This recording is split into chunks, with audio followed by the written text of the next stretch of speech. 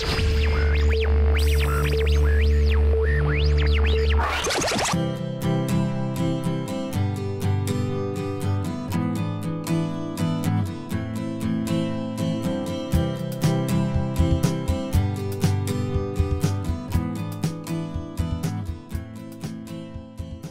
2003, I'd had a meeting with my gallerist in New York who had come to see the work that I was making for the new show that I was going to do for him in 2003.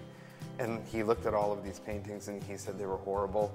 And I was absolutely frustrated by this and thought, you know, F you, I'm doing great work, you know, I don't care what you think. But in reality, what he was trying to get at was that I wasn't challenging myself at all. And in frustration, I had sort of abandoned my studio practice for about a month and was sitting at home fixing a sock with a light bulb in it, and it's pretty cheesy that it was a light bulb in the sock that I had this moment, but I had left this light bulb in the sock on the desk and I went out and I came back in and I noticed the form of it on the desk and it looked like a cat to me. And I thought that's really interesting because I had never even thought really about making sculptures before. So I fiddled around with it and started making these sort of cat sculptures out of old socks, and it grew into larger, you can see larger figures around here made out of t-shirts and things like that. And for a good portion of the 2000s, I worked pretty exclusively in that medium. In 2006, I was invited to be in the inaugural exhibition of the Museum of Contemporary Art in Detroit. And so I'd gone to Detroit and was taken around by a guy named Mitch Cope, who is a lifelong Detroiter, although he did his graduate school in New York. And he took me to a bunch of old places in Detroit, like the Packard plant and an old tire factory and the train station, and to see the way the buildings had basically been reduced to bones, concrete bones, and all of the pieces of the life that had once been so opulent in that place had just degraded to nothing. Streets that were barren, the whole community was gone. It was just open fields.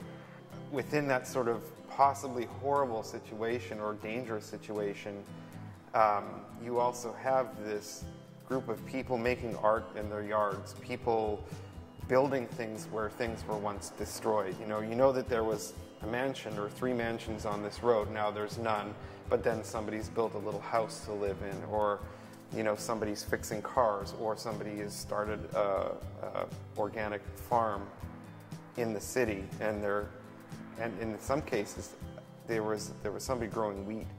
They were making bread out of that wheat from the city and selling it in the suburbs. Like, there was so much potential growth and hope, and seeing a pheasant just walking down the street was kind of amazing, you know, and all of the destruction of the opulence and whatever the humanity was there before brought back to its basics. You had this regrowth and this rebirth. So I got this idea that I would try and build a little shanty town of these characters who perhaps lived in some kind of squalor that may have been valuable at some point, but at this point wasn't, and they were trying to rebuild their life. So what you see around you is a cobbled together city populated with these characters that I, at the time, was using quite frequently in my work. This is going to sound pretty bad, but I think I make art because I can't do anything else. I can do some things, but I can't really do anything well, and I think I do this pretty well, if that doesn't sound conceited. Everybody has a way of approaching a problem, whether their problem is accounting or dentistry or art.